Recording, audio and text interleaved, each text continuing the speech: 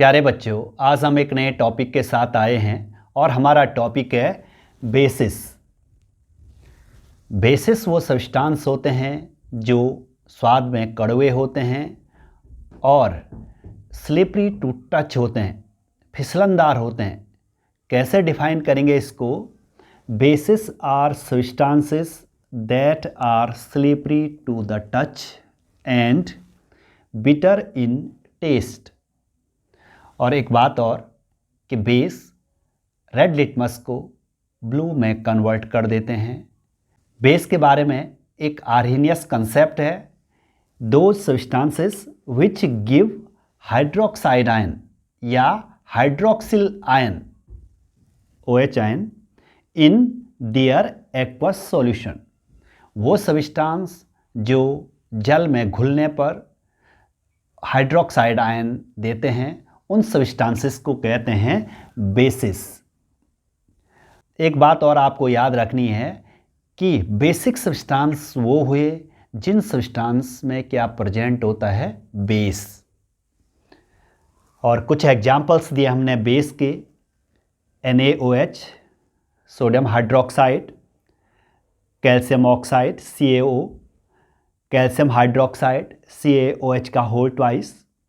और आपको याद रखना है एक बात कि ऑक्साइड्स हो गए, हाइड्रोक्साइड हो गए, कार्बोनेट्स हो गए, बाइकार्बोनेट्स हो गए, ये सारे बेसिक नेचर के होंगे।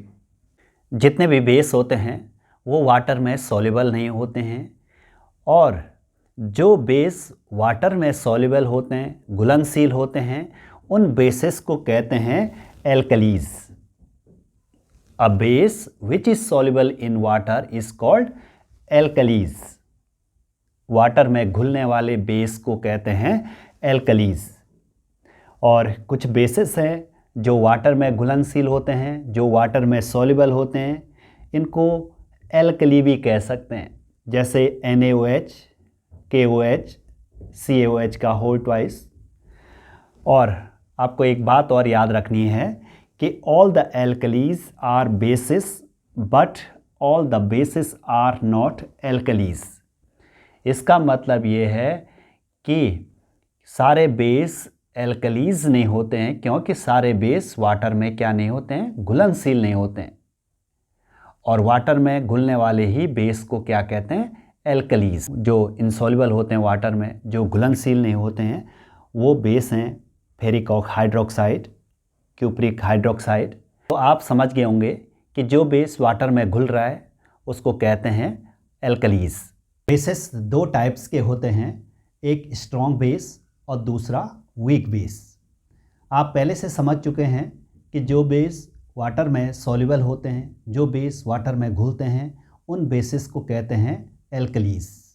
तो कुछ बेसिस वाटर में कंप्लीटली आयनाइज हो जाते हैं, डिसोसिएट हो जाते हैं, उन बेसिस को कहते हैं स्ट्रॉन्ग बेसिस।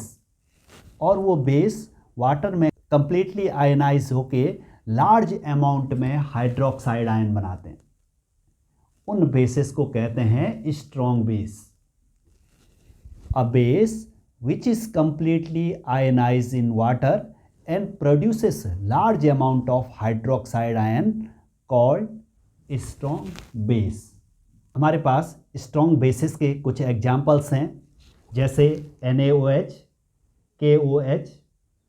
ये ऐसे बेसिस हैं जो वाटर में कंप्लीटली आयनाइज हो जाते हैं और लार्ज अमाउंट में हाइड्रोक्साइड आयन बनाते हैं। तो स्ट्रॉन्ग बेसिस को हम स्ट्रॉन्ग एल्कलीज भी कह सकते हैं, क्योंकि वाटर सॉल्युबल बेसिस को एल्कलीज कहते हैं। और वीक बेस वह होगा जो वाटर में कंप्लीटली आयनाइज नहीं होगा और कम अमाउंट में हाइड्रोक्साइड आयन बनाएगा, जैसे अमोनियम हाइड्रोक्साइड हो गया, कैल्शियम हाइड्रोक्साइड हो गया, मैग्नीशियम हाइड्रोक्साइड हो गया। ये ऐसे बेस हैं जो वाटर में पार्शियली आयनाइज होते हैं, पार्शियली डिसोसिएट होते हैं और कम अमाउंट में क्या बनाते हैं, हाइड्रोक्साइड आयन। तभी इनको कहते हैं वीक बेस।